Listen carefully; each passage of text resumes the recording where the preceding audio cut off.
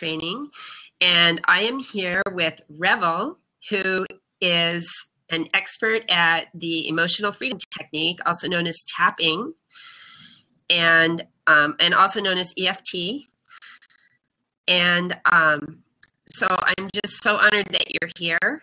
And thank you so much for coming on. And we're going to be talking about tapping in general and the technique and how Revvell got into it and what led her to be interested. And then we're going to kind of focus on companion animals and how the emotional freedom technique could work for companion animals and their owners.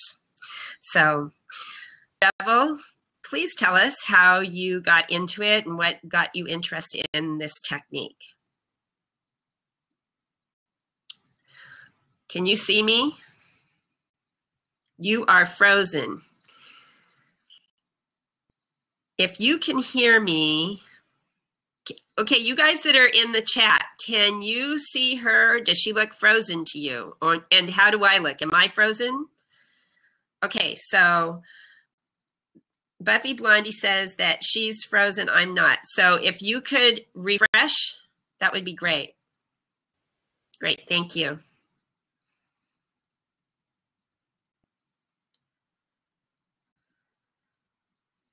And I made you a host, so you should just be able to come right in without me having to let you in. Okay, that's weird. There you are. Because I can see me on my thing and I'm fine, and then you tell me I'm frozen. I'm like, why isn't she answering me? Anyway, as I said, thanks for having me on. I appreciate it, and asking me to be on and talk about emotional freedom technique. For me, I started as a let's start as a natural health practitioner about 3 decades ago. I went to somebody because I had asthma so bad I didn't think I was going to see 40. And I had gone through a lot of emotional issues with my father dying when I was 12. I was gang raped when I was 19. I had some other sexual assault experiences that at the time, they weren't even called those things. Now you look back and you go, oh, is that what that was? You know, so those didn't leave me with so much trauma. The gang rape did, my father dying. But I realized there was something wrong. And so I was looking for somebody to help me. And it was back in 1986, I found my main teacher. I had gone through a lot of various things. I had looked at various ways of healing myself. I tried to do it easy ways, like through like changing food program or drinking herbal teas and, you know, various simple things, until I found out that that wasn't really making a difference. And if I didn't do something drastic, I wasn't going to live to see 40. I was about 36 at the time. And my teacher was just amazing as far as he didn't put up with any BS. And I was just, you know, I had created this armor around myself to protect myself, which a lot of us do. You know, we try to be somebody we're not. And that was the first thing he told me on my first session with him was, you don't know who you are. And to me, those were fighting words. I'd been riding with bikers and people like that. And so I had this whole thing, this whole persona that I was tough, but inside I wasn't. I was just a scared little kid at, 36. And so I started learning because when I was working with him, I said, I want to learn how to do this. And so I started doing how to do hands-on body work. I started doing food programs, started training with weights and miscellaneous things. I still do all of that. I still do the hands-on body work. I still talk to people about food programs and eliminating excess fat. I still personally do personal training here in my backyard. And during all of that, I've learned Ayurveda, I've learned traditional Chinese medicine, I've learned a whole lot of different things. But emotional freedom technique came up, and it was so simple, and it was so fast to be able to see changes in people. And so I created what I call the Revelations method, which includes a lot of different things, such as what are called sentence completion. So I can do these with humans. I can't do it so much with animals. There's a question called, is it true? Like when I'm doing a sentence completion with somebody, they'll say something like, my father hates me. And so that I would give them a sentence stem like, one reason my father hates me is, and then have them finish the sentence. So one reason my father hates me is because I don't look like him. One reason my father hates me is because I make more money than he does. One reason my father hates me is because I'm not his, or whatever the reason is, and then after each one you ask, is that true? Is that true? Is that true? And they go, well, no. Or they start making up a story, and I stop them from making up the story. And so what I do is get down to the nitty gritty. And so from there, we can go into the emotional freedom technique. And we can start saying, whatever their biggest emotional thing is. My father does not come and see me at events. I actually did this with somebody recently on Blab. We did it live on Blab.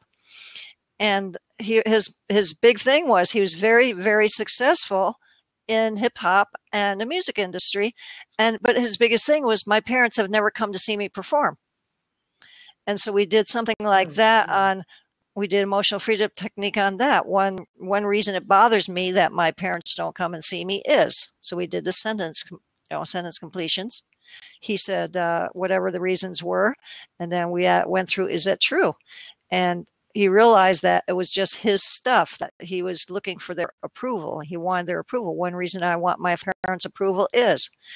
And so we went through all of that. And finally, what it does is it releases all that energy that we store inside and stops us from being creative. Because you can be creative when you've got stuff going on like that. As a matter of fact, a lot of the most creative stuff is when you've got emotional stuff going on, like after a divorce or during a divorce, or like, when you're upset because your parents don't come, you can write a song about that kind of thing.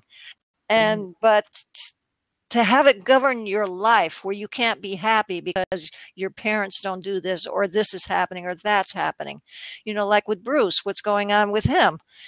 He can't allow himself to be happy because he's been separated from his family. And that it really bothered him. And, it'd be interesting to find out what he said to himself. Mm-hmm. I'd be happy if my sister was here. I really loved my sister, or my siblings. And so if we'll be talking, let me write that down.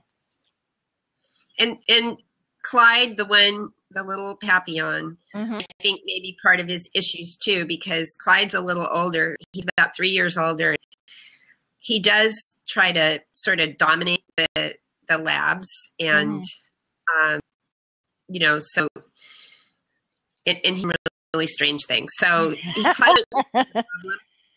I mean, like, for instance, when I'm airing, I like to take my dogs and just let them run in different places. And one of the places I go is down to the open forest lands that are owned by Fort Lewis JBLM, and there's lots of ranches and different properties that I take them to. And when they're running around, I let all the dogs out and they're running around. I have to really watch Clyde because he gets so excited and they run faster than him. So as they're running by, he will literally grab one of their tails to try to hitch a ride. And of course that hurts. Yeah. And he just sees it as an opportunity. So he might be part of Bruce's problem too.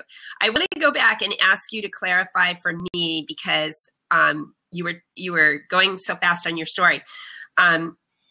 You were doing all kinds of personal training, and you were learning nutrition and practicing nutrition and Ayurveda, and there were some other things you said, and then you mentioned that EFT came up, and it went so fast that you wanted to learn how to do it, and you said that you created something, and there was a word in there of revelations, but what did you call it?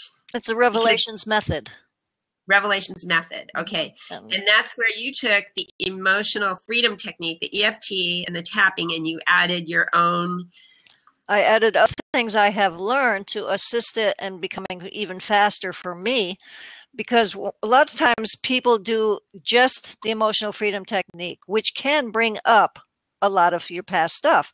But I'm figuring, you know what, a lot of the stuff, if you bring it up first, then you can find out which aspects you need to focus on, because some of the stuff is just, it's, if you do a report on it, like 0 to 10 on some of the other stuff, you go, well, that doesn't, I have no energy with that. It's like a 0 to 1. Whereas you get to certain other things, you get to that aha moment and you go, okay, that's one we need to look at. That's the one we need to tap on. So why waste time tapping on the things that don't make a difference? When you tap on that big one, then you can knock out a lot of the little ones, so the energy is gone.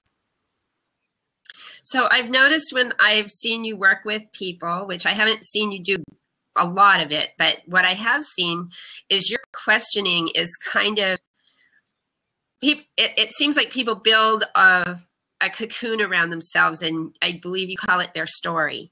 Mm-hmm. Like we all have a story about why we are the way we are, and you're wanting to cut to the chase. Cut to the chase. But is that really true? Is that really the issue, right? Right. Okay. Yeah.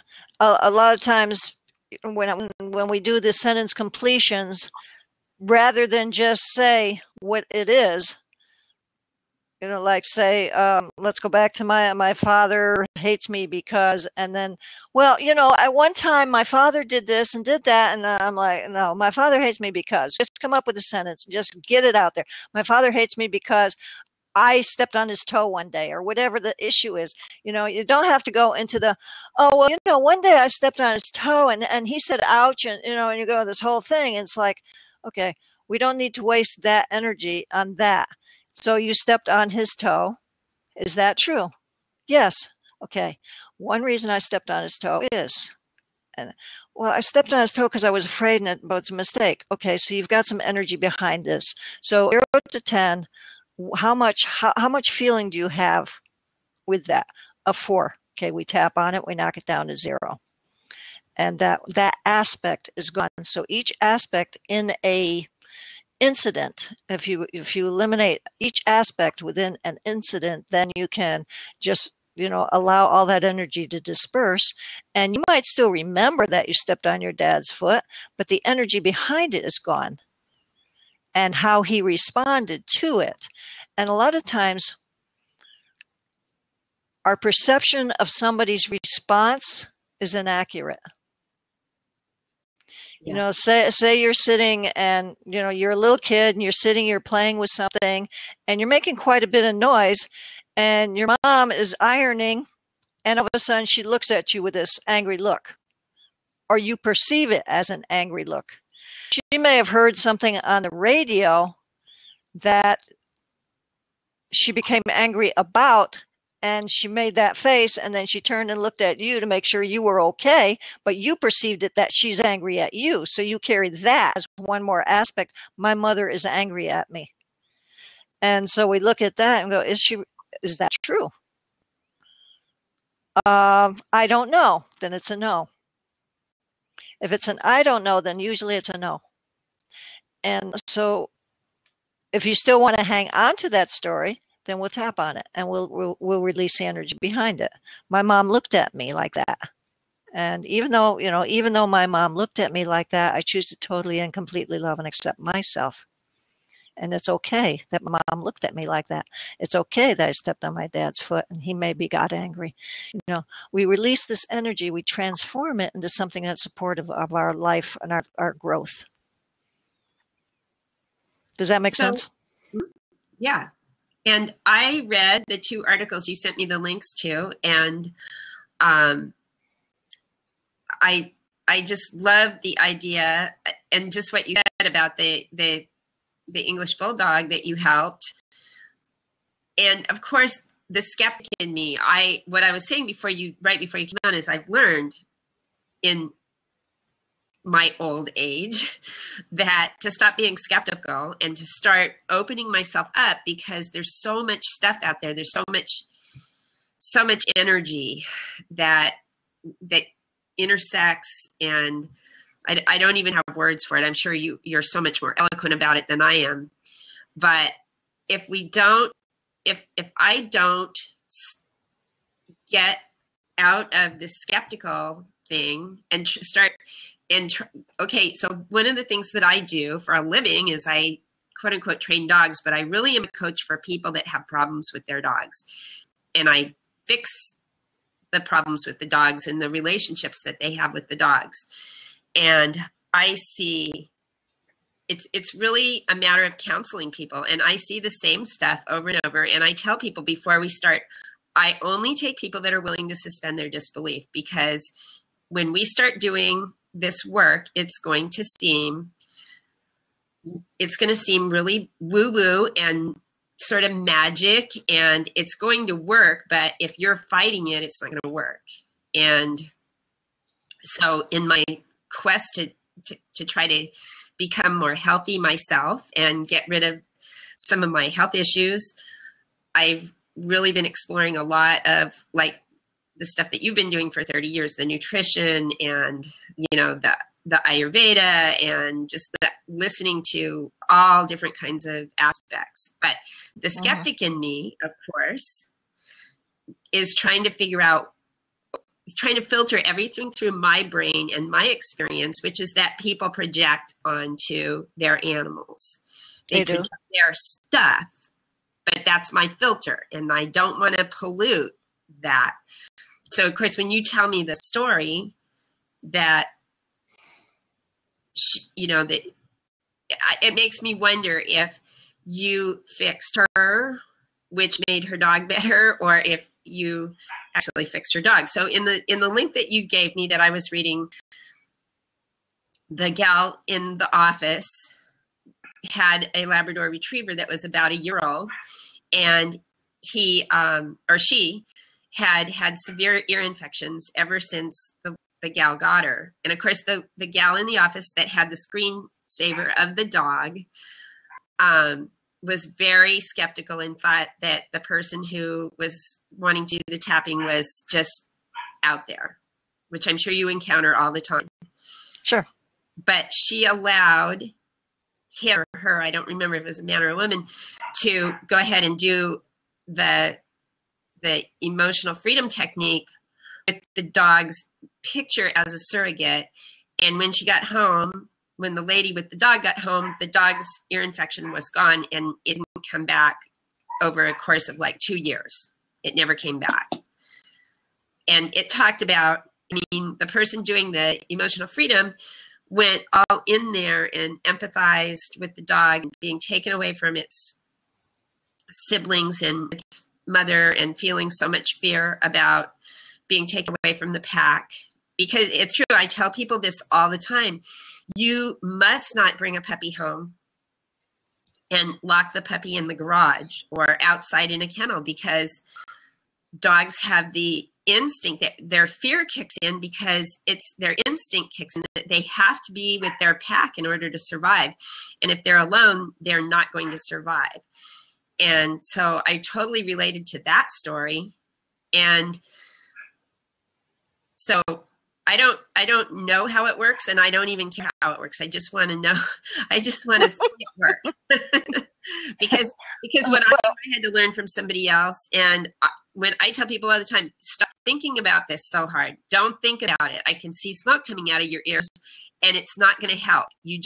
And the easiest people to teach what I do to are 11-year-olds, because they don't overthink everything. And the older people are, and the more experience they've had with quote unquote dog training, the less like the harder it's going to be for me to work effectively with them.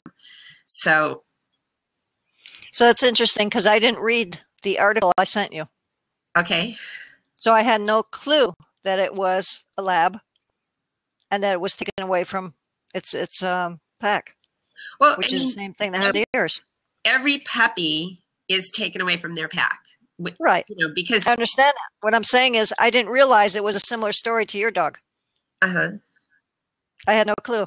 It was just, I guess you were supposed to receive that. Yeah.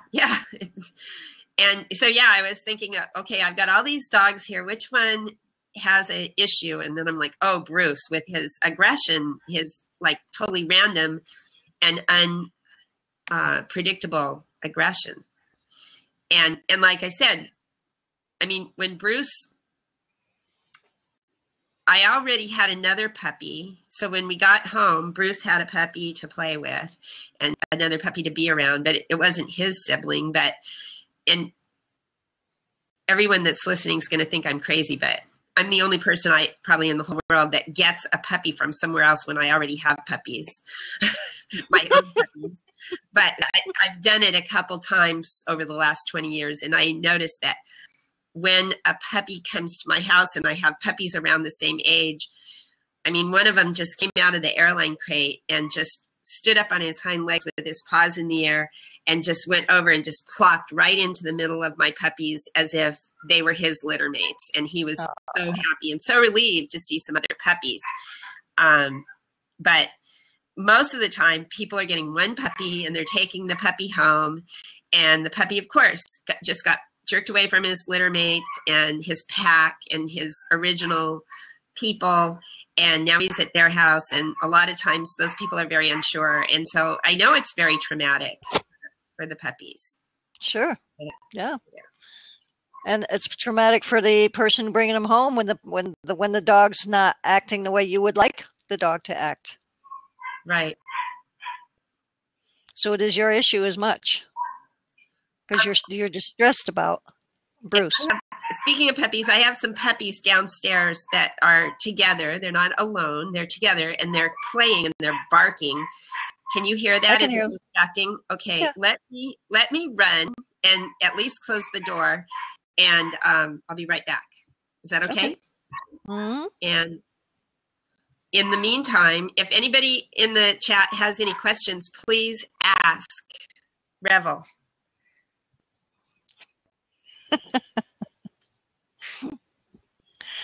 Well, talk amongst yourselves, folks. Hey, Bill, how's it going? And who else is here? I see somebody else here. Jeremy, welcome. Thanks for hanging out through this. What's your interest? I'm curious as to what your interest is in this. Are you just doing some other stuff while you're listening in, or are you actually fascinated by what's going on here? Are you familiar with emotional freedom technique? I'm going to ask you a bunch of questions, and then I'm going to say, is that true? I'm kidding. I see Bill. I see you with a lot of blabs, Bill. I think you and I have connected once or twice. Here, Bruce.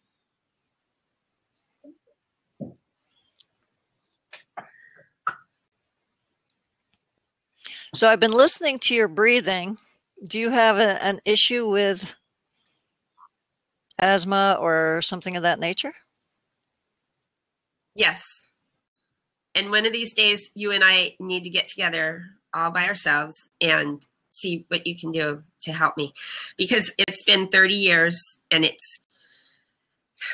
I don't know if it's emotional or if it's mold in this house, or I don't know what it is, but I have had nasal polyps. I have the Samter's triad, except for I don't have asthma. But my sinuses just swell up, get inflamed. And this is actually a good day. Some days I can't even get air through them. And I've had this surgery, and just like they said, they'll probably come back, and they did. And so that won't happen again, because I'm done with going to the ear, nose, throat doctor and getting prescribed antibiotics and prednisone and being told that I need surgery, but it probably won't work for the past 30 years. I'm done. Good I'm for not you. doing that anymore. So, and you know, what I've learned in my quest over the last few years is that, taking antibiotics and prednisone is very, very damaging to your gut bacteria, and it causes candida overgrowth.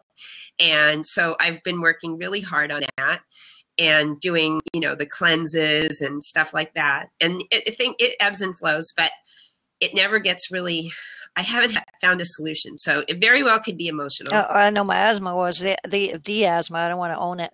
The asthma was I quit drinking and eating dairy, and I stopped eating wheat, anything that had wheat in it. And that took care of a big part of it. But the final I don't know, 20, 25% was emotional. And once I handled that, gone. Just totally gone. Wow. So, so I got rid of wheat 4 years ago, and sugar 2.5 years ago. I mean, I'm not always perfect, but I certainly, I go weeks without eating any sugar. I still do stevia, and there's a big debate about whether that's okay to do. But today I did have a part of a gluten-free brownie. So, so I do that sometimes, and I know I shouldn't. But yeah, I mean, and I've gone months without having any sugar and no gluten, but I still do dairy, and I've cut way down, but I know I need to cut that out. I need to just go vegan. Yeah, because that's one of the best ways I've found to heal yourself. I did Dr. Furman's program. That was the best for me. Anyway, let's look at Bruce. And what would you say is his biggest issue?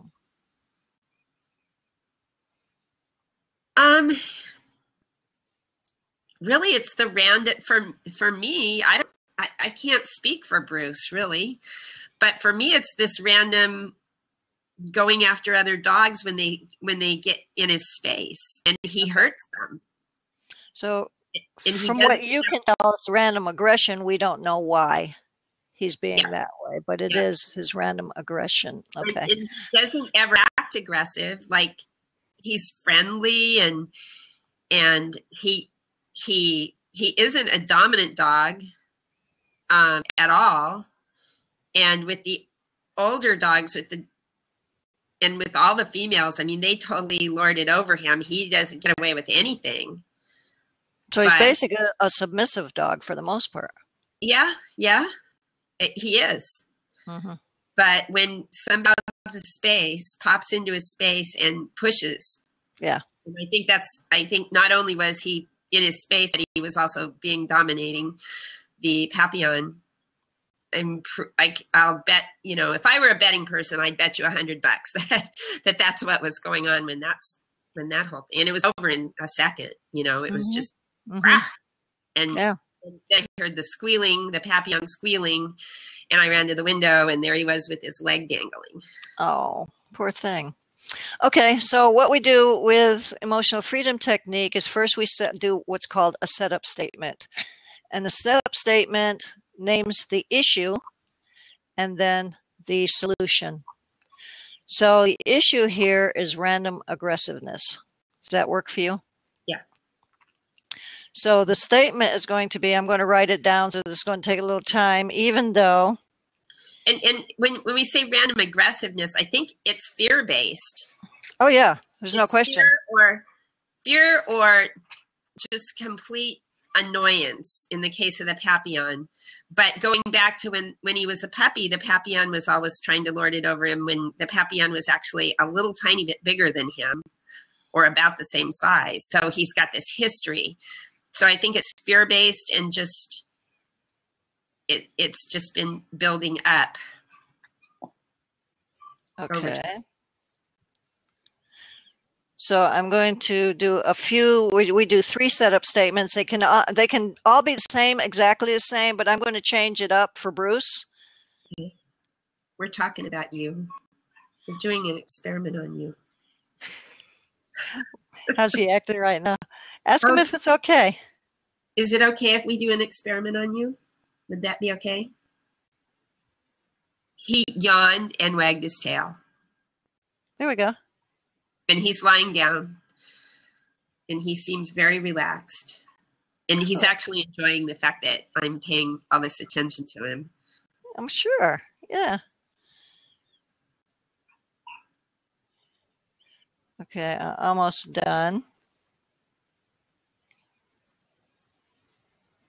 And then after that, what would you say 0 to 10, your own fear about Bruce hurting somebody else's dog. 10 being the worst that could possibly. Just the first number, 0 to 10, that comes up. Just real quick. 6. 6, okay. All right. So the setup statements, well, first of all, for those who don't know too much about emotional freedom technique, we do tap on the issue. And people say, well, why would you tap on the negative? And the negative would be his fear, his random aggressiveness, whatever comes up during the tapping session. I usually just close my eyes and let whatever comes up come up. But sometimes it's not, has nothing to do with it. Sometimes it's very point on. What happens is you got to look at the dirt in order to clean the house. And that's what we're looking at doing right now, is cleaning the house a little bit and seeing if we can balance out the energy. And so we will tap on the negative, his random aggressiveness, his fear-based anxiety, whatever's going on that comes up during the tapping. You're going to tap on the points, Kate, as we do them. The ones I use are the eyebrow points. They're right here at the corner of the eyebrow. I tend to use 3 fingers to cover both. You can do it the way you were doing it. 1 hand, 2 hands, left hand, right hand. Doesn't matter. Next one is the side of the eye. Next one is under the eye. And I'll be doing it so you'll see me. Under the nose. Chin right here. Collarbone, if you come down to your collarbones, right under your collarbone, you'll feel a little indentation right down towards the middle. You'll feel a little indentation, might even feel a little painful. Under the arm, about 4 inches. On women, it's about where the bra strap is. Okay, and then we have the top of the head. There's a sagittal suture, and you can just tap it in circles, a little bit farther forward, a little bit farther forward. I have this thing right here. Bring it. That's why I'm saying bring it forward. Bring this. Your hand. No, your hand. Where you're going to tap. You can leave that there. I'm right here in the front of my head. Okay. Okay, and I think I'm right under this thing, but I can't balance my camera enough. Okay, so it's here. All right, so I'm going to say the setup statements, and then I'm going to go through the points and see what happens. So the first one is... Should I be touching him or... No, yourself. You're doing surrogate. You're doing... We can do him, but it's going to be too awkward. Okay, and sometimes it's easier to do it on yourself because dogs sometimes don't like it. And that will upset him or stress him even more. Okay. So right now he's all calm? Yeah. Okay. So even though Bruce tends to be randomly aggressive, repeat. Even though Bruce tends to be randomly aggressive, I choose to, let me see, I didn't finish the sentence here.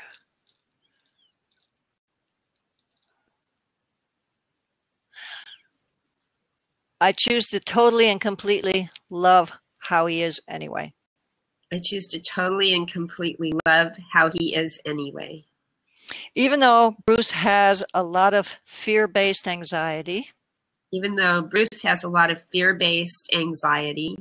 Which sometimes causes him to be aggressive. Which sometimes causes him to be aggressive. I totally and completely love and accept him. I totally and completely love and accept him. Even though Bruce has a lot of fear at various times. Even though Bruce has a lot of fear at various times. I deeply and profoundly love and accept him. I deeply and profoundly love and accept him. Okay, so now we're going around the points, starting with the eyebrow. This fear. This fear. This aggressiveness. This aggressiveness. It sometimes scares me under the eye. It scares me. Sometimes scares me. Under the nose. I feel so fearful for him sometimes. I feel so fearful for him sometimes. Sometimes he gets so aggressive. Sometimes he gets so aggressive. He hurts other dogs. He hurts other dogs. Under the arm. I have no idea when that's going to come up. I have no idea when that's going to come up. Top of the head, or why. Or why. This fear, this fear, side of the eye, this aggressiveness this aggressiveness. under the eye, it's scary. It's scary. It's scary to Bruce too. It's scary to Bruce too. It's uncontrollable. It's uncontrollable. This aggression, This aggression. we know it's fear. We know it's fear. I wish I knew how to help him. I wish I knew how to help him. I wish he would allow me to help him. I wish he would allow me to help him. I wish he could talk. I wish he could talk. I wish he could tell me. I wish he could tell me. I'm feeling some peace I'm feeling some peace because I know he loves me. because I know he loves me. He's afraid I'm going to leave him. He's afraid I'm going to leave him. He's afraid, so he pushes away sometimes. He's afraid, so he pushes away sometimes. He doesn't know how to deal with his feelings. He doesn't know how to deal with his feelings. He loved his siblings so much. He loved his siblings so much. Then be put into a cage.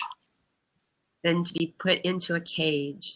He was so confused. He was so confused. He doesn't know he can let that go now. He doesn't know he can let that go now. He's safe right now. He's safe right now. Let Bruce know he's safe. Let Bruce know he's safe. He's in a safe home. He's in a safe home. He's in a safe place. He's in a safe place. It's okay to be loving. It's okay to be loving. It's okay to be non-aggressive. It's okay to be non-aggressive. It's okay to be assertive. It's okay to be assertive. He's loved. He is loved. He's safe. He's safe. He's home. He's home. He's staying. He's staying. He knows that now. He knows that now. Take a deep breath. So now when we talked about your fear of his random aggressiveness, what are you feeling now? What number comes up for you right now? I'm gonna say 5. Okay.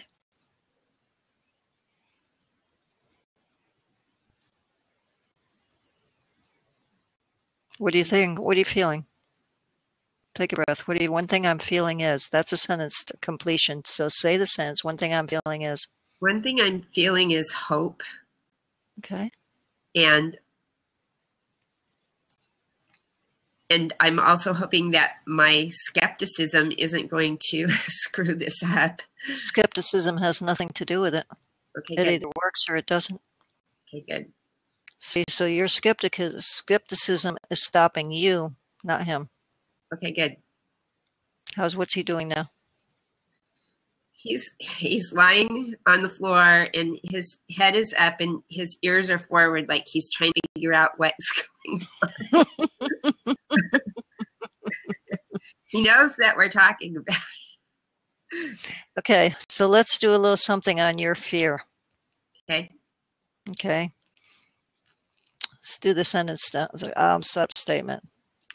Even though I'm afraid my skepticism will screw this up, Even though I'm afraid my skepticism will screw this up, I totally and completely love and accept myself. I totally and completely love and accept myself. Even though my skepticism tends to stop me from opening up and receiving, Even though my skepticism tends to stop me from opening up and receiving, I choose to totally and completely accept that I feel that way. I choose to totally and completely accept that I feel that way. Even though I have skepticism about this working, Even though I have skepticism about this working, I'm okay with it. I'm okay with it. This skepticism, This skepticism, I'm okay with it. I'm okay with it. It's okay to be skeptical. It's okay to be skeptical. Nothing wrong with it. Nothing wrong with it. What I did differently today What I did differently today was do something different. was do something different. Allow myself to Allow receive myself this and experience it. to receive this and experience it. And it's okay to be skeptical. And it's okay to be skeptical. It's okay to doubt. It's okay to doubt. It's okay to feel. It's okay to feel. Whatever I'm feeling, Whatever I'm feeling, it's okay to acknowledge it. it's okay to acknowledge it. It has no bearing It has no bearing on what's actually going to happen. on what's actually going to happen. I'm not that damn powerful. I'm not that damn powerful. I'm fine. I'm fine. It's all good. It's all good. So what's your skepticism now, or what's your number? It's, it's just my story. And Just what's your number is all I'm asking. What's your number? 4. Okay, so it's still going down. Uh-huh. You started at a 6, it's going down. You're fighting it. That's okay too. It's all okay. And I do that, but I mean, I'm learning that that's really counterproductive. One way it's counterproductive is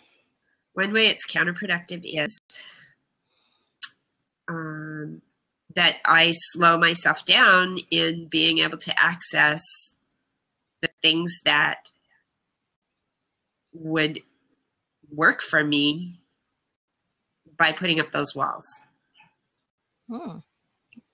One reason I put up those walls. One reason I put up those walls is just a lifetime of habit and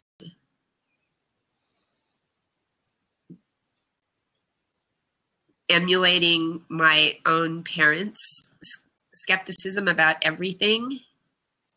If I let down those walls,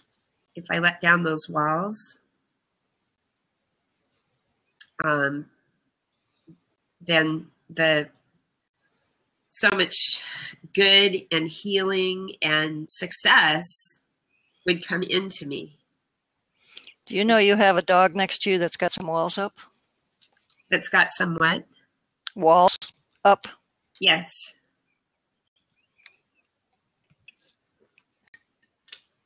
Mom.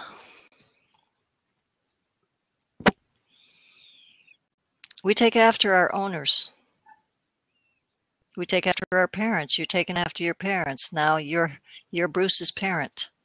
Your dog is taking after you. Heal yourself.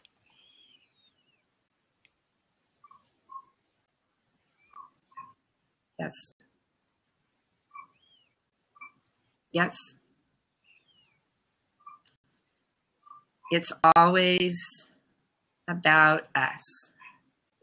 Mm-hmm. And our dogs are a mirror of us. The reflections of us, yes.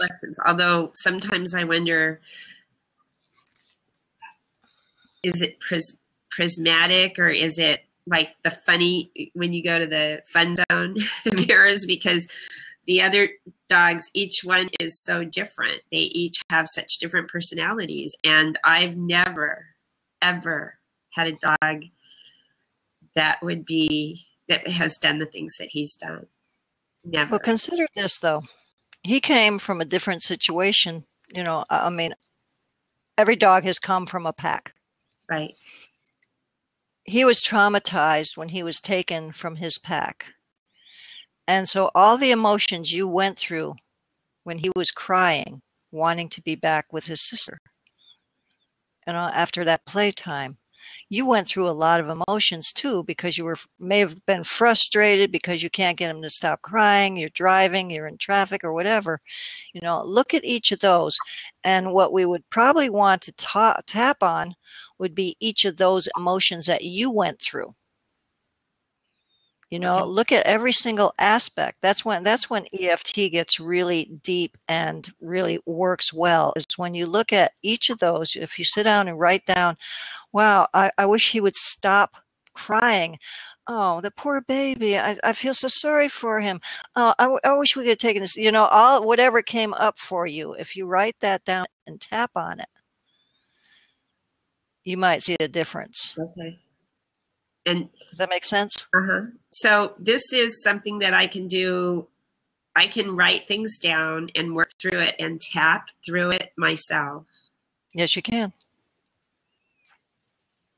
But before I start, I better have those really positive affirmations, or I'll get lost. No, because you know what happens. You do the negative first. Okay. Always do the negative. You got to look at the dirt in the house. You look at the you know, any of the negative stuff that came up first, like, oh my God, I don't know if I'm going to take care of this dog. You know, he won't stop crying. He's driving me crazy. All those things, you know, he's driving me crazy. I wish he would stop crying. Oh my God, I've never had another dog do this before. He's driving me crazy. I wish I could help him. I'm so sorry for him. I know he's so lonely and he's so sad. He misses his family. You know, go through the whole thing. I just, you know, sometimes I'll just be out walking and talking to myself, and I just tap as I talk. And it'll bring you a sense of peace. I mean, we didn't go down much. We went from a 6 to a 4 so far. But, you know, the thing to do is just keep doing it, because there's other aspects we haven't addressed that if we addressed them, we would bring it down to a 0 to 1. Okay. Yeah. And that's what you want to do. You want to bring it down to a 0 to 1. Okay. And so look at all those aspects and just tap on them and see what happens. Do the experiment. Okay. Yeah, because that was when he came into my life. It was a very stressful time of my life. Mm-hmm. And there were a lot of things going on, a lot of changes. So, yeah. And then him coming in and crying and you didn't know what to do with it added more stress, right? Yes. Yes. So there's stress that needs to be taken care of, and your feelings about the whole situation. And whatever else was going on at that time, there probably still something going on from some emotions from that time, and that he has taken on. Okay. Does that make sense? Mm-hmm. Okay. Great. All right. Well, thank you so much, Revvell. You're welcome. Now, you said that you're still working with Joel Fuhrman, right? I'm not working with him. I did his program. I did his program when I wanted to become healthier. I had gained 40 pounds when after I'd been married for 12 years, I realized I was 40 pounds overweight. And I tried a lot of little simple things to, you know, like you read about these things. Oh, you know, just eat this and just eat that. You know, eat cinnamon and eat coconut oil and this thing. And I tried all those simple things, thinking I didn't have to change my food program. Then I went on Joel Fuhrman's food program, and bam, that was it. I didn't realize I was having heart problems. I mean, serious pain in my heart or tachycardia. It would just start triple timing, like, and I'd have to wait for it to stop. And I had pain in my chest. I couldn't sleep. I'd go to sleep at 10:30. I'd wake up at 2:30. That was my day. I'd be dragging all day long, every single day. And when I went on Fuhrman's program, all of a sudden I can sleep all night. The pain in my heart, I had no idea. I was looking to drop the excess fat. That's all I wanted to do. And the pain in my heart just disappeared. All the tachycardia, things I'd been living with for years, just disappeared. And my hair got thicker and longer. Well, it's all hair. People were talking about it the other day about how fast my hair grows. I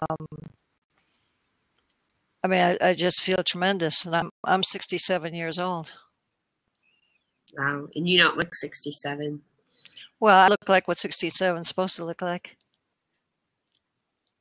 Thank you. Well, so if anybody wants to know more, it's so rare to see that. Yeah. Well, if anybody wants to know more about EFT, on the very front page of Bodacious Living, there's a 16-minute video that I made, and it talks about, and it's free. You can just go there and just look at it, and talks about emotional freedom technique and some of the uses for it. They're using it now for veterans with PTSD. It's a major thing that they're using for veterans right now. It's amazing. And so if we go to bodaciouslyving.com, we will learn about the emotional tapping or the emotional freedom technique. Sorry. Okay. And on your website, you have other programs that you do, correct? I have a forum there, and I have a bunch of different things on the forum. I'm making another website because I am a speaker, and I speak to women who have been sexually assaulted is my main thing. But I work with pretty much anybody who's got some kind of emotional issue going on, sometimes even physical issues, because a lot of emotional stuff manifests physically, which is what happened with the asthma. And so I do a lot of that. I go and speak on various campuses. I speak on campuses, women's organizations, even men's organizations, because men need to know that this is as much about them as it is about their women. They need to protect their women and find ways to do that, get them taking classes and carrying pepper spray, carrying stun guns, whatever it takes to protect them. And so I work with the women who think it'll never happen to me, so they won't do it. They won't carry anything. They won't take a class.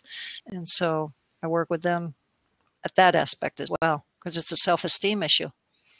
Now, nobody will want to have sex with me. Nobody will want, they think they'll win the lottery before they'll be ever be assaulted. And 1 in 7 American women is assaulted. And, I think I'm guilty of that because I've managed to not ever have that happen to me. And I've walked down streets in some really, really rough neighborhoods late at night when I knew that the people that were walking around out there were not, the most savory characters. And I thought I was immune. And we just right here, just 2 blocks away there, about, I think it hasn't been quite 2 weeks, but a guy was running with his dog, 32 years old, and there was a random shooting, and he was dead. Yeah. And that's right here in this neighborhood, and it's been all over the news because there were 3 murders and another shooting where the person was really seriously injured in a 2-day span right here in our city. So, that's made me think, but I've been guilty of being one of those women that just thinks it'll never happen to me. Mm-hmm. Yeah. And the other thing is women will say, well, if I carry some pepper spray, if I carry a stun gun, I'm drawing that kind of energy to me. Well, tell that to all the women who weren't carrying anything and didn't know how to protect themselves and still got assaulted or killed. That's the stupidest thing I've ever, well, it's almost the stupidest thing. The stupidest thing I ever heard was a woman, last time I spoke, she came to me, she says, my purse is too small to carry pepper spray. I said, so you're going to base your self-protection on the size of your purse. First of all, you don't carry it in a purse, you carry it in your hand. Purse is not going to help you unless you're going to hit them with it. Oh, but I mean, it is what it is. And 2, if nothing else, if you're out walking dogs, other dogs attack dogs. I don't care if people think because you're walking we talked about that. And Twitter, you had mentioned that. People think that because they're walking maybe a pit bull, that nobody is going to attack them. Well, another dog will call out a pit bull. Another dog doesn't care what your dog is. And we had a guy in our neighborhood who 2 dogs went after his dog, and his dog was severely injured. $10 can of pepper spray would have stopped that in a heartbeat. Mm-hmm. Yeah, and that's a good point. I mean, it's been about a year, but there was a lady that was killed by 2 loose pit bulls, yep. Also in a stone's throw of where I live. Just they got out of their yard and they were running around and they went after her and they killed her. Mm-hmm. And so, so it's not just human. No, it's not. No, I had a client for a while who had 3 dogs went after her, and I don't remember how she got away from them, but she had severe nerve damage where she couldn't move her arms as well as she used to, and things like that. $10 canister of pepper spray.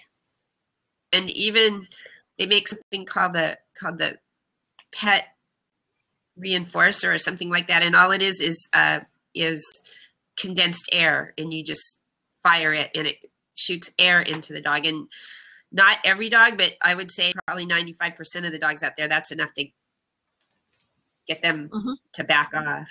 But yeah, that or a stun gun. You know, a stun gun, just make the noise. You don't even have to hit them with a stun gun. You just make the noise of a stun gun and they'll probably back off. And if they don't, hit them with a pepper spray. You know, I mean, your dog will get hit with a pepper spray, but it's non-lethal. That's the point. People will tell me, well, you know, I'll just shoot him with my gun. I said, you got a big chance of shooting your own dog because your own dogs are going to get in the way. You know, you're trying to control your dog hanging on to the leash, and the dog's going crazy trying to get away from the other dog or dogs.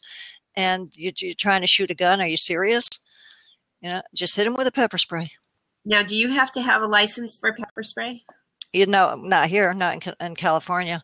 You'd have to check your own legalities. Every state, as far as I know, can have pepper spray, but most of them have a limit. Like 5% might be the limit. Our pepper spray is 18%, plus it has a UV dye on it. And so if you spray somebody, they won't even know that they've been dyed, and it doesn't wash off for 5 to 7 days. So if they get caught, they just have to check and see if they've been dyed. But yeah, some places, I mean, I can tell you specifically what places do not allow pepper spray or stun guns. I'll look up for Washington and see, because that's a really good point. Yeah, Washington, I think you can't do anything in Washington. Pepper sprays. DC. No. Washington State. You're okay, Washington State. It's only restricted in Massachusetts, Minnesota, New York, Wisconsin, and DC. So you're good. You're good. It's not even restricted there. All right. Well, excellent. Revvell, thank you so much. Everybody who might be listening to the recording here, we've been talking to Revvell, and her website is bodaciousliving.com. And she talks about the emotional freedom technique, also known as EFT and tapping, and how that can work so well for issues that we humans have, and as well as our companion animals. And we've also been talking about staying safe as women, and even not just safe from humans, but from random loose dogs. So thank you so much for sharing all of this. We really appreciate it.